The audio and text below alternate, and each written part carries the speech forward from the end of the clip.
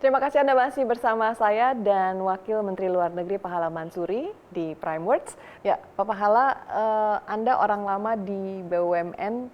Bagaimana caranya mendorong keterlibatan BUMN dalam kerjasama proyek-proyek internasional atau mungkin melalui BUMN Go Global ini, Pak? Baik, jadi salah satu tantangan yang memang dihadapi Indonesia pada waktu kita tumbuh untuk bisa menjadi negara dengan kekuatan ekonomi nomor 5 adalah terkait mengenai ketahanan energi, ketahanan pangan, ketahanan kesehatan, dan juga kalau tadi kita bicara mengenai hilirisasi dari beberapa critical mineral, tidak semua critical mineral ini memang dimiliki seluruhnya oleh Indonesia. Memang yang paling utama kita miliki, tetapi ada beberapa yang mungkin untuk bisa melengkapi rantai pasok hilirisasi critical mineral tersebut kita butuhkan. Nah, ketahanan energi, ketahanan pangan, dan ketahanan kesehatan, dan juga beberapa penguasaan resources tadi tentunya kita bisa lakukan melalui bagaimana Indonesia bisa memiliki akses terhadap resources tersebut, resources energi, resources pangan, resources mineral, dan juga teknologi dan penguasaan produksi ya, terkait mengenai sektor kesehatan tadi. Nah, ini yang memang kita lihat salah satu pihak yang cukup potensial untuk bisa didorong di sini, salah satunya adalah BUMN Go Global.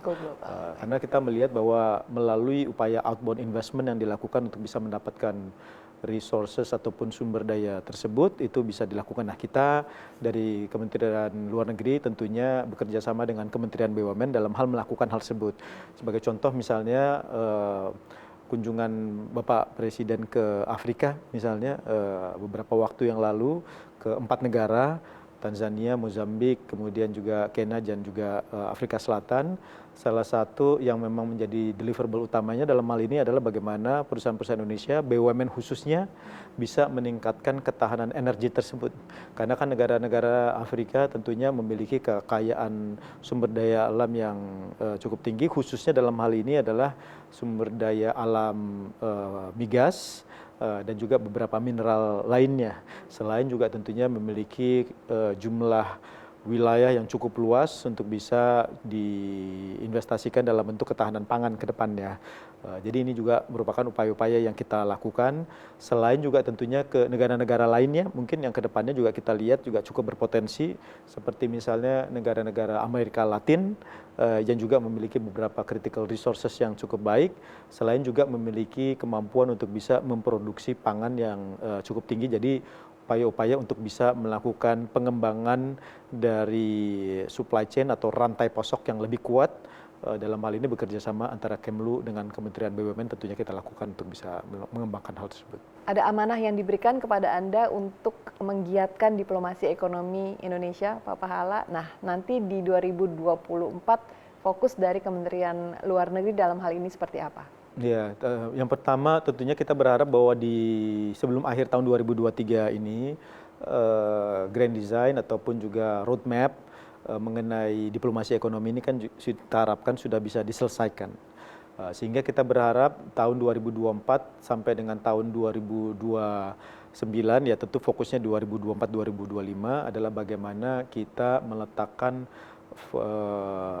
foundation atau kerangka yang lebih kuat lagi buat kita dalam hal melakukan diplomasi ekonomi. Tadi kami sudah sampaikan beberapa upaya yang perlu dilakukan, seperti misalnya penguatan diplomasi ekonomi dalam bidang ketahanan pangan, energi, dan juga resources lainnya. Ataupun juga mengembangkan industri-industri yang dianggap strategis dalam hal ini untuk bisa mengintegrasikan ekonomi Indonesia dengan negara-negara lainnya. Ataupun juga bagaimana kita bisa mengembangkan akses pasar yang lebih baik, khususnya dalam hal ini ke beberapa negara yang pada saat ini juga sudah masuk ke dalam periode negosiasi. Jadi tentunya kita berharap bahwa upaya-upaya ini memang bisa betul-betul kita selesaikan.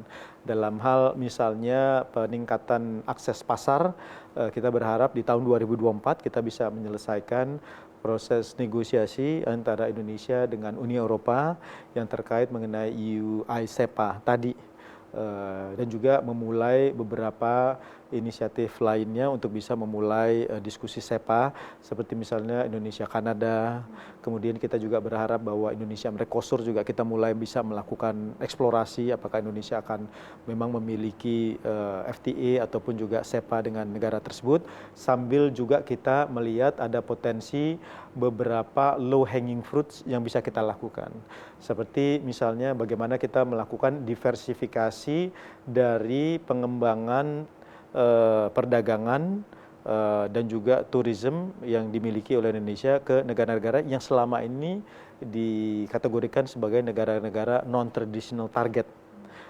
Seperti misalnya kalau kita lihat salah satu negara yang mengalami pertumbuhan perdagangan yang sangat tinggi antara Indonesia dengan negara tersebut adalah negara India, misalnya yang pada saat ini sudah masuk menjadi negara nomor 4 dari sisi neraca perdagangannya secara keseluruhan.